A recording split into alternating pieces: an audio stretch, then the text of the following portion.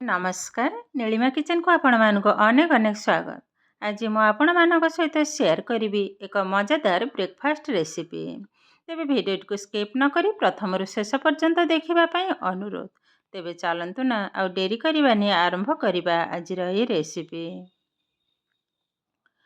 ମୁଁ ଏଠି କିଛି ଆଣ ଦେଖନ୍ତୁ ବାଟି ନେଇଛି, ଯେଉଁଥିରେ ଅଛି 1 କପ୍ ବିରି, 2 କପ୍ ଅରୁଆ ଚାଉଳ ଏବଂ 2 କପ୍ ଚୁଡ଼ା। ତ ଏଇ ବିରି ଏବଂ ଚାଉଳକୁ ମୁଁ 2 ଘଣ୍ଟା ଆଗରୁ ପାଣିରେ ଭିଜେଇ ରଖିଥିଲି। ତାପରେ ତାକୁ ବାଟି ନେଇଛି। ଚୁଡ଼ାକୁ ମଧ୍ୟ ବାଟିବା ସମୟରେ 10 ମିନିଟ୍ ଆଗରୁ ବତୁରେଇ ନେଇଥିଲି। ତାକୁ ବାଟିକିରି 2 ଘଣ୍ଟା ପାଇଁ ପୁଣି ତାକୁ କଭର କରି ରଖି ନେଇଥିଲି। ଏବେ ଦେଖନ୍ତୁ ଏ ଆଣଟା ବି ଭଲ ଭାବରେ ଫୁଲି ଯାଇଛି। ଏବେ ସବୁଯାକ ୟା ଦେହରୁ ତିଆରି କରିବିନି, ତ ଅଧା ମୁଁ ଗୋଟେ ଅଲଗା ଜାଗାରେ ବାହାର କରି ରଖିବି। ଏବେ ୟା ଦେହରେ ମିଶାଇ ନେବା ସ୍ୱାଦ ଅନୁସାରେ ଲୁଣ, ହଳଦୀ ପାଉଡ଼ର, ଧନିଆ ପାଉଡ଼ର, ଚାଟ୍ ମସଲା, ଗୋଟା ଜିରା, ରେଡ୍ ଚିଲି ପାଉଡ଼ର, ଭୃସଙ୍ଗ ପତ୍ର, କଞ୍ଚା ଲଙ୍କା। ଏବେ ଭଲ ଭାବରେ ସବୁ ଯାକ ମିଶାଇ ନେବେ। ଟିକେ ପାଣି ଲାଗିବ, ଅଳ୍ପ ଟିକେ ମୁଁ 2 ରୁ 3 ଟେବୁଲ ସ୍ପୁନ୍ ପକାଇ ନେବି। ଟିକେ ବହଳିଆ ହେଇଯାଇଛି ଦେଖନ୍ତୁ। ଭଲ ଭାବରେ ମିଶାଇ ନେଲି। ଏବେ ଅଳ୍ପ ଟିକେ ପାଣି ଦେଇଦେବି। ବେଶ ଏତିକି ହେଲେ ହେଇଯିବ। ଗୋଳେଇ ନେବା। ଆଉ ଟିକେ ଲାଗିବ ପାଣିଟା, ଆଉ ଟିକେ ବହଳିଆ ହେଇଯାଇଛି। ଆଉ 2 ଚାମଚ ପକାଇ ନେବି। ବେଶ ଆଉ ଦେବିନି। ଏବେ ଭଲ ଭାବରେ ସବୁ ଯାକ ଫେଣ୍ଟି ନେବା। 3 ରୁ 4 ମିନିଟ୍ ଭଲ ଭାବରେ ଟିକେ ଫେଣ୍ଟିବାକୁ ହେବ। ଦେଖନ୍ତୁ ଏ ଆମର ରେଡ଼ି ହେଇଗଲାଣି। ଏବେ ଏହାକୁ ସାଇଡ଼୍ କରିନେବା। ଏଠି ଦେଖନ୍ତୁ ମୁଁ ଗୋଟେ ମିଡ଼ିୟମ୍ ସାଇଜ୍ର ଆଳୁକୁ ସ୍ଲାଇସ୍ ଆକାରରେ କାଟି ନେଇଛି। ନା ତ ବେଶୀ ପତଳା, ନା ବେଶୀ ମୋଟା। ଏହାକୁ ଭଲ ଭାବରେ ଧୋଇ ନେବା। ତାପରେ ଲୁଣ ହଳଦୀ ଟିକେ ଗୋଳେଇ ନେବି। ତ ଭାଜିଲା ବେଳେ ଆଳୁରେ ଲୁଣଟା ଭଲ ଭାବରେ ସେଟ୍ ହେଇଯିବ। ଏବେ ଦେଖନ୍ତୁ ଲୁଣ ହଳଦୀକୁ ଅଲରେଡ଼ି ଗୋଳେଇ ନେଇଛି। ଏବେ ଏହାକୁ ମଧ୍ୟ ସାଇଡ଼୍ କରିନେବା। ଗ୍ୟାସ୍ ଅନ୍ କରି ବସାଇ ନେଇଛି ପ୍ୟାନ୍। ପ୍ୟାନ୍ଟା ଭଲ ଭାବରେ ଗରମ ହେଲା ପରେ 2 ଟେବୁଲ ସ୍ପୁନ୍ ରିଫାଇନ୍ ଅଏଲ୍କୁ ଦେଇଦେବା। ପ୍ୟାନ୍ଟା କିନ୍ତୁ ଭଲ ଭାବରେ ଗରମ ହେବା ଦରକାର। ଏବେ ପ୍ୟାନ୍ଟା ବି ଭଲ ଭାବରେ ଗରମ ହେଇଗଲାଣି। 1/2 ଟେବୁଲ ସ୍ପୁନ୍ କଳା ଜିରାକୁ ଦେଇଦେବି। ଦେଖନ୍ତୁ ଏଇଭଳି ଭାବରେ କଡ଼େଇ ଯାକ ଖେଳେଇକିରି ହିଁ ପକାଇ ନେଲି। ଏବେ ଆଳୁ ଯାକ ବସାଇ ନେବି। ଗୋଟି ଗୋଟି କରି ବସାଇ ନେବା। ଯେହେତୁ ଦେଖନ୍ତୁ ଏ ଯେଉଁ ରେସିପିଟା ଆଜି ମୁଁ ତିଆରି କରୁଛି, ଏ ପିଲାମାନଙ୍କର ବହୁତ ଫେଭରେଟ୍ ଜିନିଷ। ଆଉ ସେମାନେ ତ ଆଳୁକୁ ବି ମଧ୍ୟ ବହୁତ ପସନ୍ଦ କରନ୍ତି।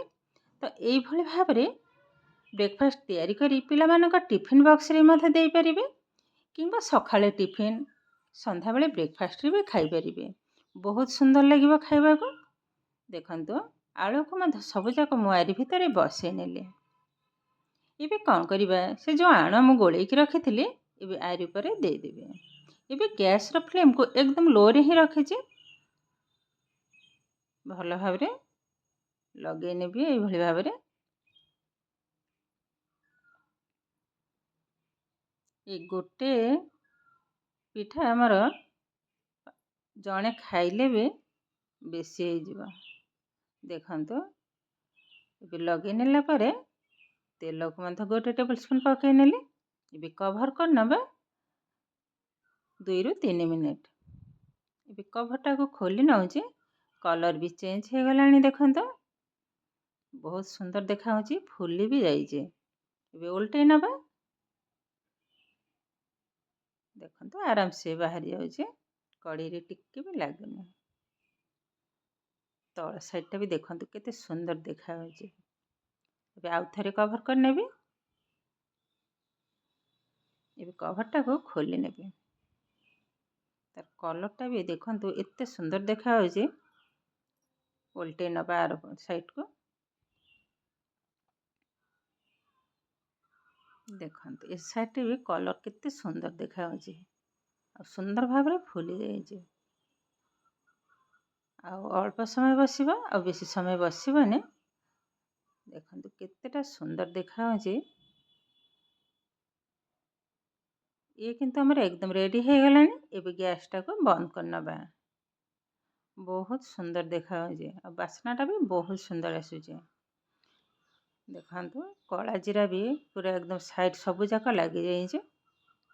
ଏବେ ପ୍ଲେଟ୍କୁ ମଧ୍ୟ ବାହାର କରି ଆଣିଲେ। କେତେଟା ସୁନ୍ଦର ଦେଖାଯାଉଛି ଦେଖନ୍ତୁ। ଆଉ ଏ ପିଲାମାନେ ଦେଖିଲା ମାନେ ଆରାମରେ ମଧ୍ୟ ଖାଇପାରିବେ। ଏବେ କାଟିକି ନେବା। ଛୁରୀ ସାହାଯ୍ୟରେ କାଟି ନେଉଛି। କେତେଟା ସଫ୍ଟ ବନିଛି ଦେଖନ୍ତୁ। ଏବେ ଉଠେଇ ନେବି ହାତରେ। ଦେଖନ୍ତୁ ଭିତରେ ବି କେତେ ସୁନ୍ଦର ଭାବରେ ରେଡ଼ି ହେଇଯାଇଛି। ତ ଏହାକୁ ଯେକୌଣସି ସସ୍ କିମ୍ବା ମଟର ତରକାରୀ ଆଳୁ କଷା ସହିତ ମଧ୍ୟ ଖାଇପାରିବେ, ଭଲ ଲାଗିବ। ତ ଏ କିନ୍ତୁ ପ୍ରସ୍ତୁତ ହେଇଗଲା ଆଜିର ବ୍ରେକଫାଷ୍ଟ ରେସିପି। ଆଜିର ଭିଡ଼ିଓଟି ଆପଣମାନଙ୍କୁ କେମିତି ଲାଗିଲା କମେଣ୍ଟ କରିବାକୁ ଜମା ବି ଭୁଲିବେନି। ଆଉ ଯଦି ଭିଡ଼ିଓଟି ଭଲ ଲାଗେ ଲାଇକ୍ କରିବେ, ସେୟାର କରିବେ, ସବସ୍କ୍ରାଇବ୍ କରିବେ। ଏମିତି ଆହୁରି ନୂଆ ନୂଆ ଭିଡ଼ିଓର ନୋଟିଫିକେସନ୍ ପାଇବା ପାଇଁ ପାଖରେ ଥିବା ବେଲ୍ ଆଇକନ୍କୁ କ୍ଲିକ୍ କରିବେ। ତାହେଲେ ଆଜି ପାଇଁ ରହୁଛି। ପୁଣି ଦେଖାହେବ ଆଉ ଏକ ନୂଆ ଭିଡ଼ିଓରେ। ନମସ୍କାର।